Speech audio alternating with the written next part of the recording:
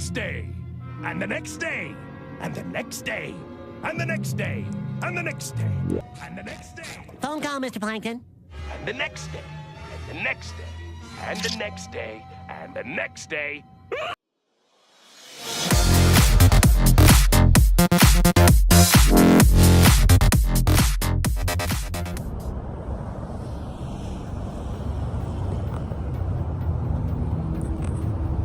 We are here again. So when we last left off on the previous episode, we couldn't get the ceiling down, and we couldn't use the air gun because we had a missing part, so we had to go back to Harbor Freight. So that's what we're doing now. We're here to get that missing piece, and then we're gonna go out to the bus and try to use our new medium-sized air gun on the ceilings.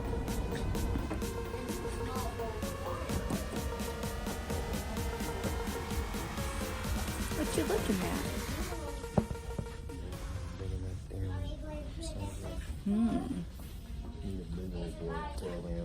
Are you just looking to see if they got a good deal on one? Well, you know, I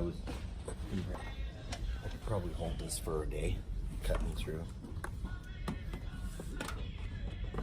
the bus. Let me see. The Chicago. Well, we're not getting this, we're getting a mill lock. Right.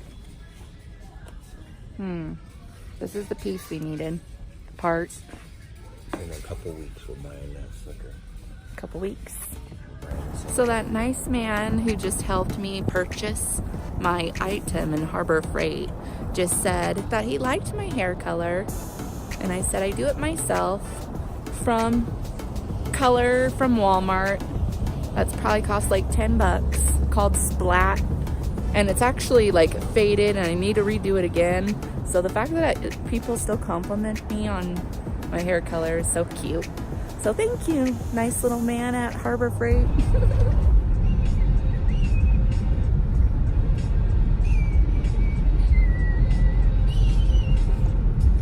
What's our next errand?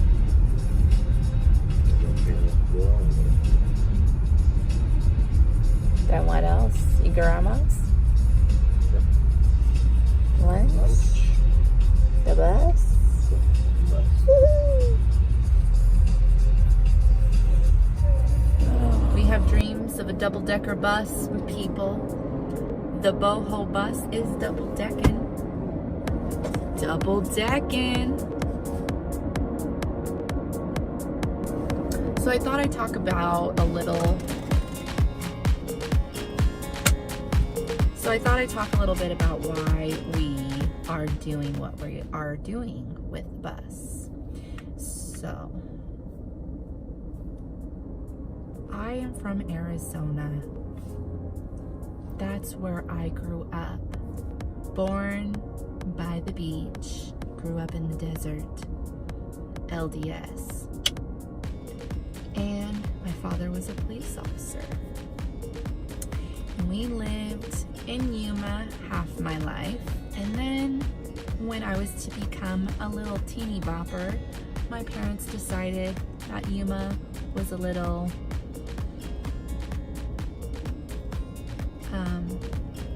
not the best place maybe to raise a family for them, in their opinion. So they decided to move to Peoria, Arizona, which was like nothing at the time pretty much. It was just desert land and brand new housing out in the middle of nowhere.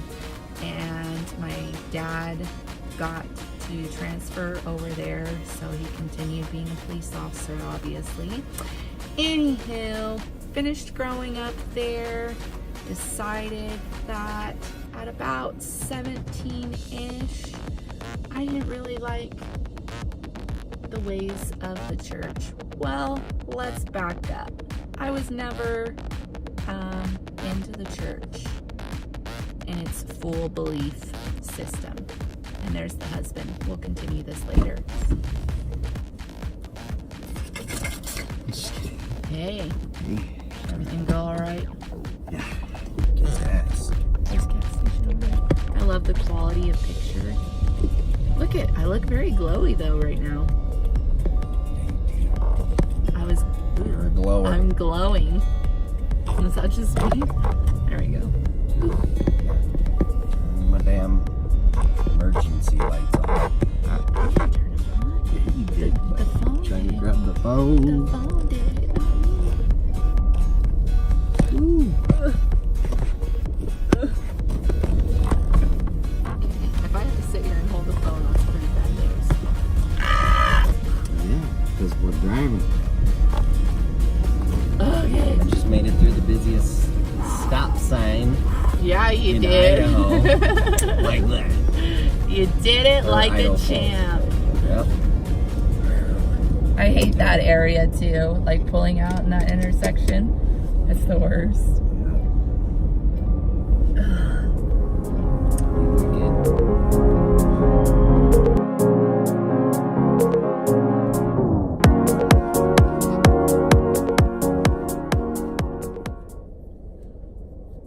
So, we moved to Peoria and I was a teenager. So I went to 8th grade and finished high school there.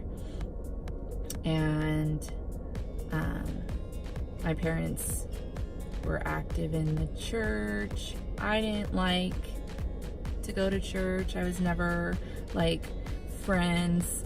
I had a couple of friends that were active members or whatever that was in the group that I was in, but other than that I didn't like really fit in with the real LDS kids because I wasn't real LDS. I did what I had to do to get by. I liked some of the nice stuff about it. Other than that, there were a lot of other I felt like I could be myself at that time, but I was still young and naive, of course. Knew nothing about anything, thought I knew the world, thought I was invincible, met a couple people, started the experimenting and the whatever and this and that. So that was kind of my first couple years as an adult, 18 to 20, young 20s, like hanging out. I got into another relationship. We ended up getting married. We had a child.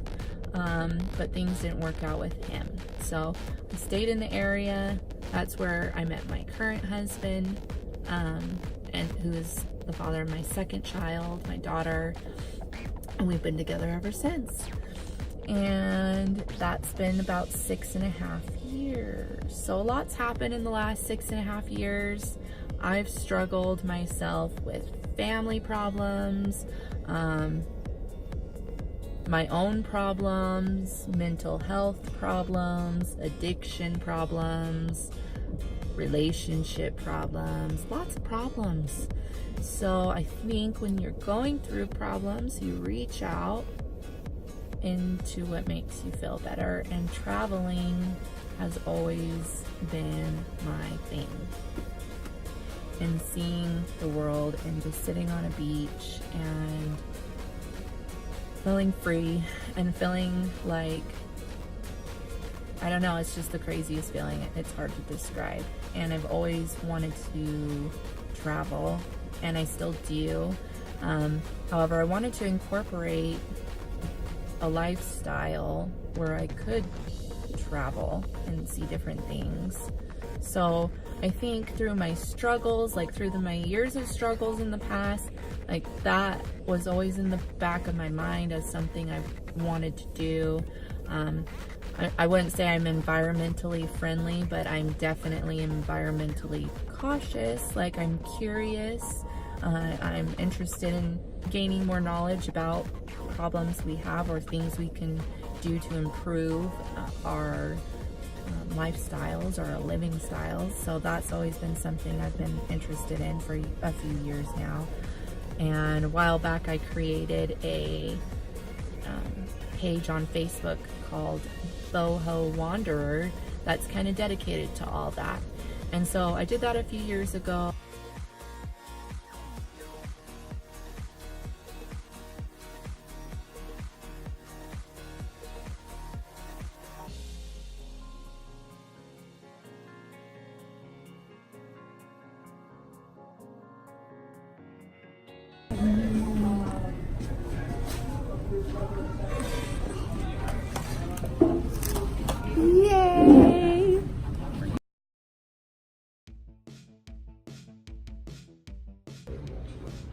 just have one size.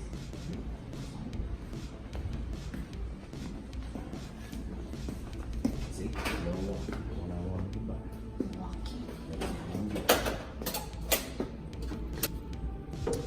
Do you know if it's a 9 amp or a 12 amp or 9.5 amp?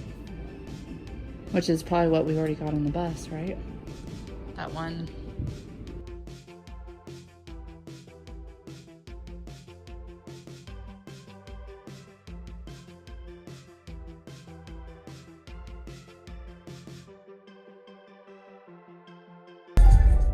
Aw, man, I love that song. How do we get it to record and play the song? Oh, you gotta get your phone on. Oh, that's just gonna take too long. What was that, baby? What would you say? I said, I've been waiting to take a Sawzall to you. Yeah. To our girl here. No mercy. Plan B. Plan B. Plan B, let's Get on up there, boo. I got a blanket too. That yeah. Mine doesn't pop off that easily. We gotta like all this stuff. Doesn't it look great in here? Huh? Doesn't it look great in here?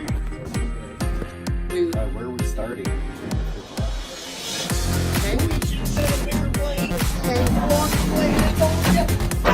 You can also cut up. You know that, right? That's what people are doing. They're taking it and they're cutting along down here next to it. They're just cutting it off and then pulling them down. I mean, you can try. You ready? I'm ready. All right, so we're just gonna go to the Sawzall. What we did tried you doing get? The air hammer. This is the Makita Sawzall. We just rented it over at Home Depot. The other rental places didn't have a big, huge. The most highest one they had was a 9.5 amperage, and really we're just trying to get through this real quick. So we got a 15 amp, which is plenty of power to cut through everything. The 8 amp we had wasn't going to do it, so we rented Yeah. this. And we went this route because... Yeah, because the air hammer wasn't a good route for us for some reason. Other people were making it look real easy. We just couldn't do We it. saw It a was video weird. of people using this on Roll With It. Yeah. And so we decided to try this first real quick before tackling. Yeah, so we're gonna So try we'll this see. out. So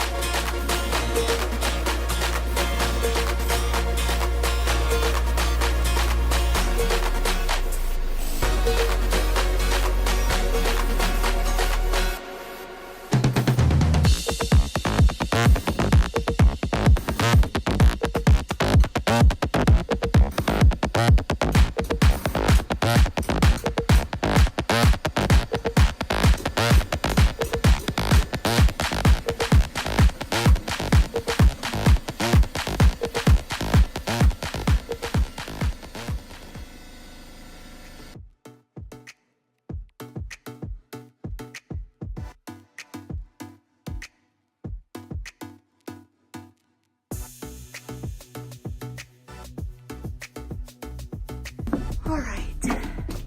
So we didn't have as much time as I thought we would today. So this is kind of what we did. So let me scoot back a little bit. We basically tackled the back half of the bus using the reciprocating saw. We initially went and cut through, but then I think we kind of realized same thing with the walls. We're gonna need to pop those out. So we hooked up the medium barrel gun and it was working great. We got them all punched out like that.